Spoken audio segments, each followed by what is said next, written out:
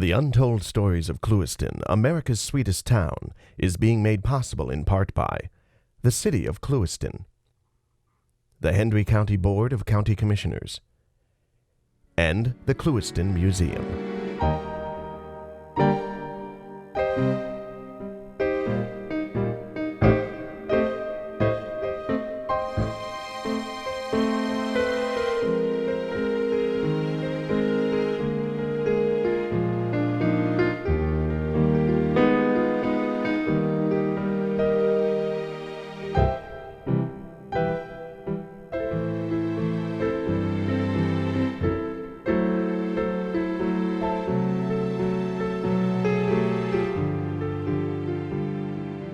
Welcome to another chapter of Southwest Florida history, Untold Stories.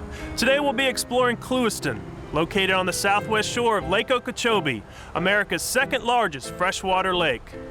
Join me as we hear the untold stories of how the fishing, cattle, citrus and sugar industries shape the growth of this down-home southern town. Together let's discover why Clewiston is known as the bass fishing capital of the world and the sweetest town in America. The town of Clewiston was originally called Sand Point when Native Americans and early settlers made passage along the sandy shores of Lake Okeechobee. They called it Sand Point because when the lake was at a low level, it was white sandy beaches, and they say they were beautiful. The Seminole Indians would come in and camp here and fish Lake Okeechobee. Of course, Okeechobee means big water in the Seminole language.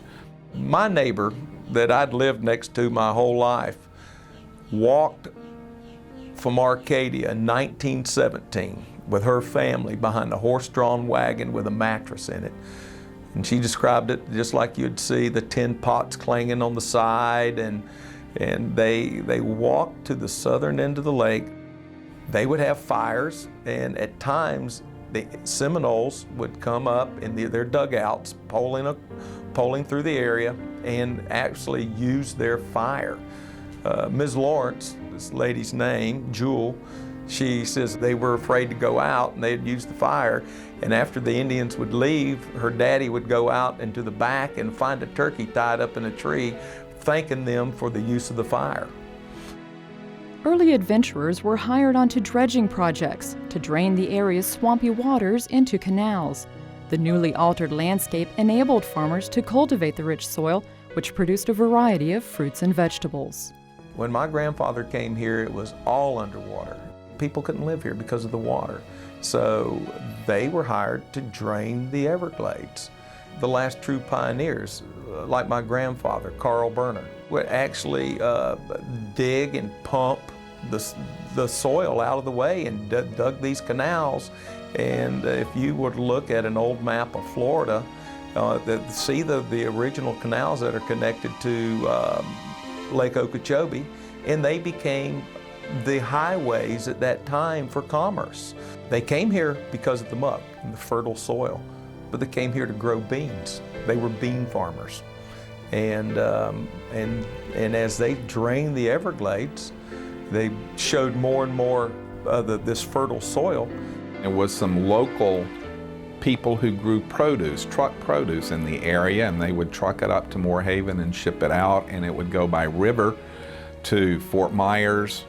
In the late teens and 20s, developers and investors influenced the plan for Clewiston's layout and town development.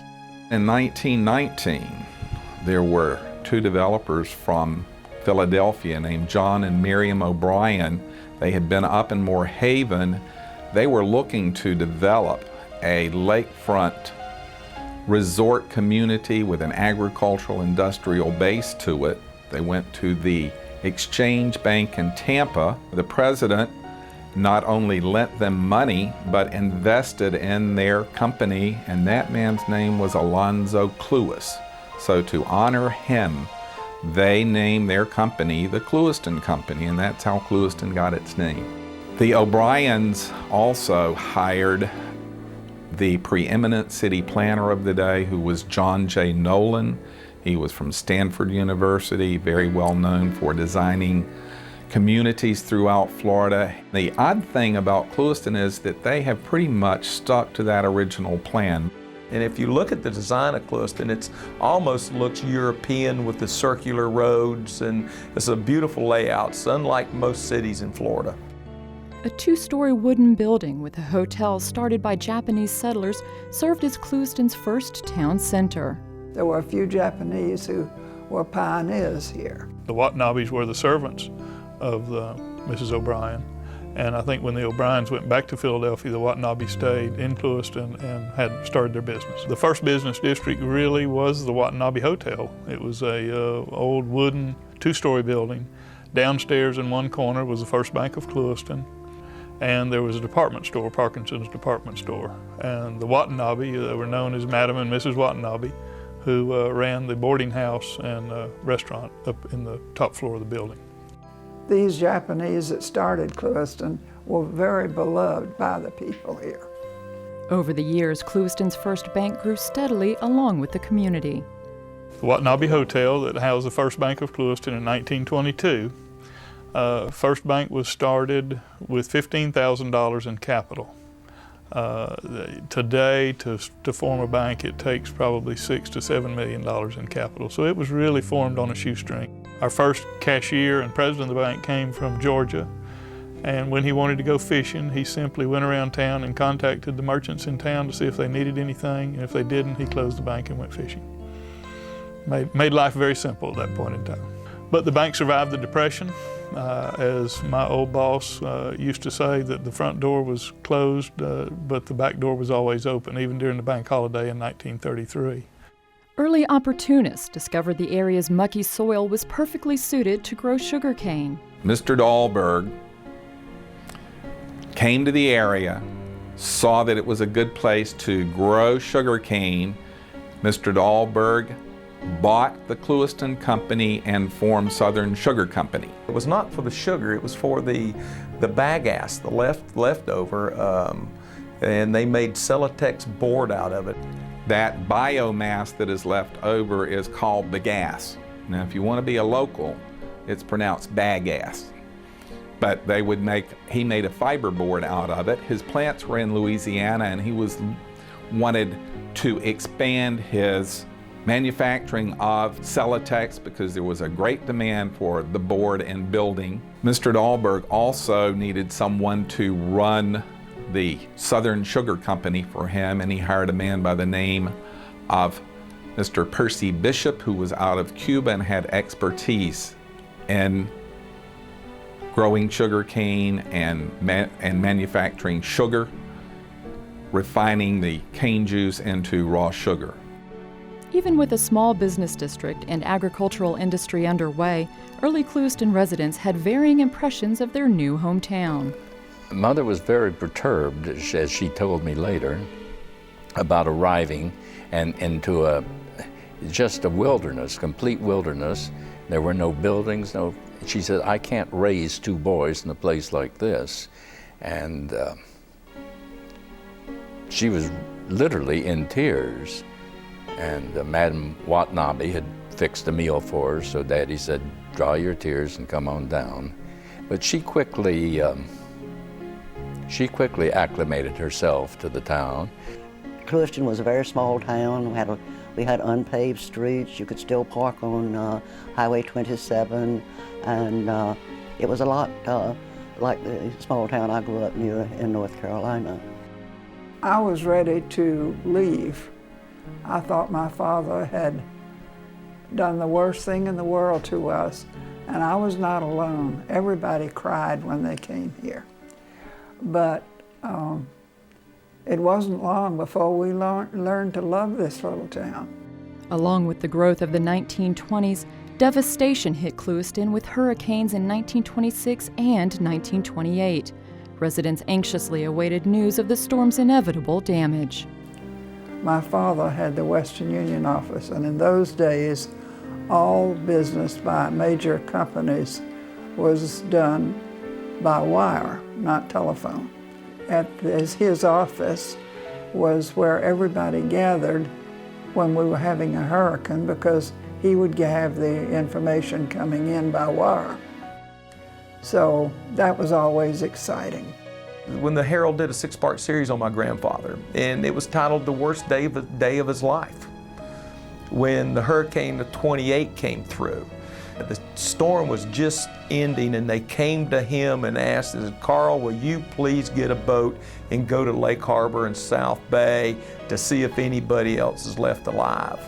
And he said yes. He got a boatsman, and they took off, and before they took off, a young girl came to him and says, will you check on my family? So he said the people just went crazy when they saw him, because in these little other towns, they thought everybody else had been wiped out. And they were already lining the bodies up when he got there and getting ready to burn them. And he found out about this girl's family, and she had lost her entire family. And it was just really haunted him to come back to that girl and say, you know, your family's gone. The hurricanes of 26 and 28 created a great loss of life, blowing the water out of the lake. And in the Hoover administration, the Congress appropriated and approved the construction of a dike around the lake. And they were talking about building a larger, more permanent dike to help protect all the cities that were growing up around the lake. And eventually they did that, and it even took his name. It's the Hoover Dike. Well, the Army Corps of Engineers do the construction. They were given the job to design and build the project that Congress approved around Lake Okeechobee. During the Depression years, the community suffered along with the rest of the nation. Despite the problems with the economy, new ownership of the sugar company advanced Clewiston's sugar production slowly and strategically in the 30s. Then 1929 came along. It was the Great Depression. The Southern Sugar Company went into bankruptcy. In 1931, Charles Stewart Mott from Flint, Michigan, bought the assets of Southern Sugar Company, and he formed United States Sugar Corporation. Mr. Mott was a great philanthropist and also a very far-seeing man. In this area, he built railroads to haul the sugar cane on because it was more economical. There was a real aggressive program going into Georgia to bring workers for the mill, both black workers and white workers. A lot of the people in town today trace their roots out of South Georgia, where a lot of the labor in the 30s and 40s was recruited to run the sugar mill. A black man that used to come to my office really intrigued me. He'd come without his shirt, and he was probably 70 years old, and he looked like he'd worked out his whole life. And I started asking him about his story. And when he was 12 years old, a white man came to him in Alabama and asked him, says, "You boys ever been to Florida?" And his answer was, "No, sir." He says, "Would y'all like to go?" And he says, "Well, I've done just about everything a boy could do in Alabama." So he says, "Meet me here Friday." And him and his friends met him there on Friday, put him in a truck, put a tarp over him, and brought him to Florida and told him not to say another word when they were in that truck, and actually stole the children and brought them here. Known for its colonial atmosphere and southern hospitality, the original Clewiston Inn survived just a few years until 1937 due to its flammable construction of wood and Celotex board, the building material made from sugarcane. The old Clewiston Inn, however, was only there for 10 years. It burned in 1937, and because it was just wood and Celotex, it only took about an hour and a half for the entire thing to be ashes. And the preacher started preaching, and someone slipped out, and he kept preaching, and a couple other people slipped out, and by the time he got through preaching, there wasn't anybody left at the church. They were all at the Clewiston Inn watching the thing burn down. Hard work and lifelong commitment to family business enhanced Clewiston's prominence as cattle country. Well, cattle were here probably, back actually before 1900 in this area. And the Indians had them, the earliest settlers had them, and cattle were here along with the mercantile people moving in. But two of the boys, my Uncle Marlin and my father, Joe A., actually were the ones that went on into the cattle business and started Hilliard Brothers. That was in 1943. I was just a young man raised out in the woods and really didn't have too much experience with other children because there weren't any other children around. It was just cow hands and dogs and turkeys and chickens, what I grew up with, hogs. Dad took me into Clewiston to put me in first grade, and I was so bad to the other children because I'd been used to being raised with the dogs and all the animals, and their pecking order was who was toughest, kind of got everything. So I figured the first thing I need to do is go to beating on them kids' head in school. And so I got thrown out of school my first day at school. The 1940s brought a different dimension to life in Clewiston. Britain's Royal Air Force cadets trained near Clewiston as the United States was about to go to war with Germany and Japan. We had a field here for train the RAF. Later on, they also took in U.S. cadets. But the town loved the cadets, the RAF, the Brits. They were wonderful. Florida obviously had the climate where you could train pilots 12 months out of the year without snow and ice. And so there are many fields set up in Florida to help train both bomber pilots and fighter pilots. I was the executive secretary of Selective Service, so every man in town had to register with me, and surprisingly enough, after all these years, many of them tell me they've still got the card. I was a sentimental slob, I guess, because when I would see them off the buses, when they'd go off at 5 o'clock in the morning, I was down there crying along with their mothers. They had their officers club here in Clewiston. And so Clewiston had many memories of these pilots being here, particularly as they helped them during the war. Families took them in and tried to make them feel at home during that period of time. Through the 40s, Clewiston's sugar industry grew steadily, along with its reputation for being America's sweetest town. As U.S. Sugar Corporation grew, the community benefited from the company's philanthropy. What my wife think about it? Not very much. In fact, I promised her when I brought her up here to the really out in the boondocks that we would only stay a short time, but I'd keep looking for another job away from here, and I'd get her back to the city someday. Which every time it came up, something happened that I got a promotion or something, it sort of kept me from going back. So we stayed. She finally got, I guess, used to it, but it was quite a change from Miami to out here in the Everglades. Clewiston was built around sugar. They call it the sweetest town, and we produce the most sugar. And we're a community solely, almost solely dependent on sugar. So that's how it got the name of the sweetest town. The company was very benevolent toward all the people here. I mean, this town would not have the golf course we do, which is an excellent, sporty little golf course. U.S. Sugar helped us have things that a town this size would not have. We have a very nice library. We have a very nice 18-hole golf course. They built a swimming pool in Harlem. They built a swimming pool in Clewiston as well. We have a nice auditorium because of U.S. Sugar. So they were a good corporate citizen in Clewiston.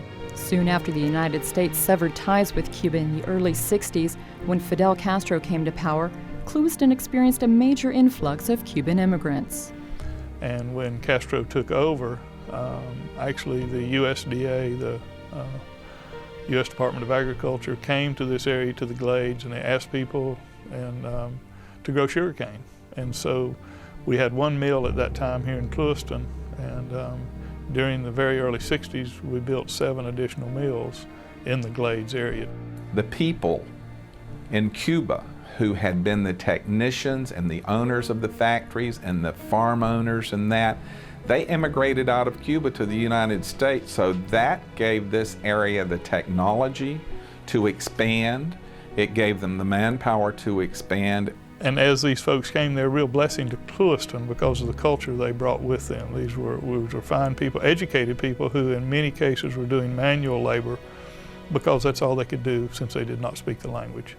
My family arrived here in 1961 when we fled Cuba after communism and Castro took over. And we moved to this area specifically because of the agricultural background, because of sugarcane. It was a welcoming community, even at that time. You know, we were probably some of the first Spanish-speaking families here. It was a place that you felt free, and it was just wonderful to be in the United States. From the time of segregation through the 60s and early 70s, blacks created a strong sense of community in Harlem. Over time, housing and educational opportunities improved. The area was set up for labor for the sugar industry outside of the incorporated limits of Clewiston. In '61, the sugar company decided to move, everybody was going to move the houses. So my house was the last one left from out there. I was determined not to go because I didn't want to go to Harlem. I lived at Townside. So when I came in from work at the hospital that day and I looked, they had my house jacked up on the truck. So I was the last one to leave Harlem. When we moved out from over there, we found out that that was the end of the city limit. And they didn't want us in the city limit. The houses, the little shacks what we was in with no running water. In 1967, there was a white Vista worker came through and he asked, was we interested in houses? And I told him, I said, that's the best news I heard in 20 years. We got 10 families together and we all combined and organized and we built our own houses and through by the self-help program. And it was great. It was divided. Clewiston was the white city, Harlem was the black city, and to some extent it is still segregated that way.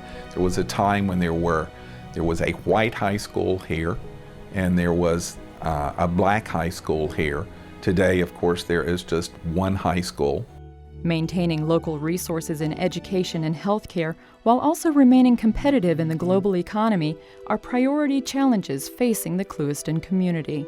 Facing cultural diversity in our community and our schools, it's an everyday issue. I mean, when you have language barriers as a child goes to school, there's that much more work that the educational system has to do. And certainly with the diversity of cultures, just the understanding of where the parents are coming from, the teachers have to work a lot harder. And it's been very difficult to maintain good schools. It's been very difficult to maintain the healthcare system in Clewiston. We have a hospital that's 53 years old that desperately needs to be replaced. We need to work hard to build a new hospital, but certainly our aging population as we move on is something that we need to preserve and we need to help. I would tell them to try to work together and to help build the communities. Every city manager we've ever had has said, take care of those old folks. And now that I'm old, I do appreciate it. There is the NAFTA treaty that they have. It affects to a great extent this area. They are trying to take the tariff off of Brazilian Jews so they could send it into the United States. And the American farmer's position is that's not fair. With sugar, we've had to take in trading with the Caribbean countries in Mexico. Cattle, we got a world of cattle from Mexico and opened up the borders. I think our government thought we were going to get to send cattle back to Mexico, which happens a little bit, but it helped Canada and Mexico a lot more than it ever helped the United States. Today, Hendry County has more orange trees than any other county in the state. They have over 15 million trees. Residents and visitors have been attracted to Clewiston for its unique sense of place, characterized by its water recreation areas and the community's commitment to preserving its diverse cultural heritage, history, and original architecture. Oh, the lake is beautiful. It's a beautiful place. Just riding up on the levee and going down and seeing all the birds every afternoon and just hearing the fishing stories, it is a treasure, and it's one that we do cherish. We have Lake Okeechobee, which is a very big draw for tourists. It's known as the bass capital of the world. They catch largemouth black bass there, a game fish that is great to catch.